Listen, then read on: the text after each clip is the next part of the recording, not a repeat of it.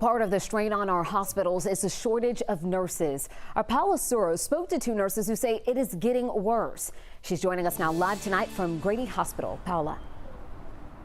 Yeah, Jennifer, the nurses I spoke to tell me not only is the burnout real, it's the worst they've ever seen it, they've ever felt it. They tell me a lot of their colleagues have actually left the industry, taken other jobs with better pay, more flexible hours, making that shortage even worse.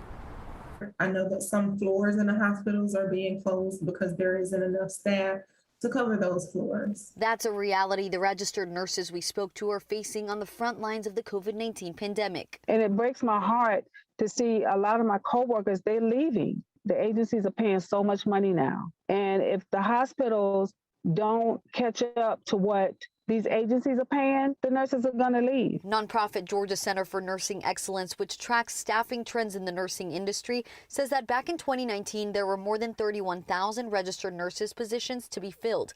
Now it says there are more than 37,000 openings. Nurses say if hospitals start mandating vaccines, that number could keep climbing. I really honestly felt as though it shouldn't be forced on me now as a nurse. And I know a lot of people are so against us nurses not wanting to get the vaccine. You didn't force me last year. I was an asset last year. So why am I not an asset this year? I don't think it's right at all. A recent Washington Post and Kaiser Family Foundation poll found that about 30% of healthcare workers have thought of leaving the profession, while about 60% say the pandemic is burning them out.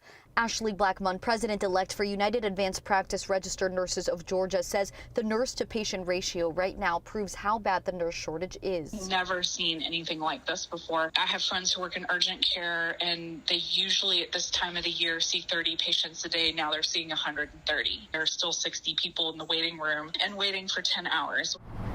Now, the nonprofit also tells me that it's working on legislative action to address the shortage. It is also hosting a summit in October for students and healthcare professionals to help and get them excited about the medical field. Jennifer? All right, Paula, very serious situation that we are dealing with right now. Thank you so much.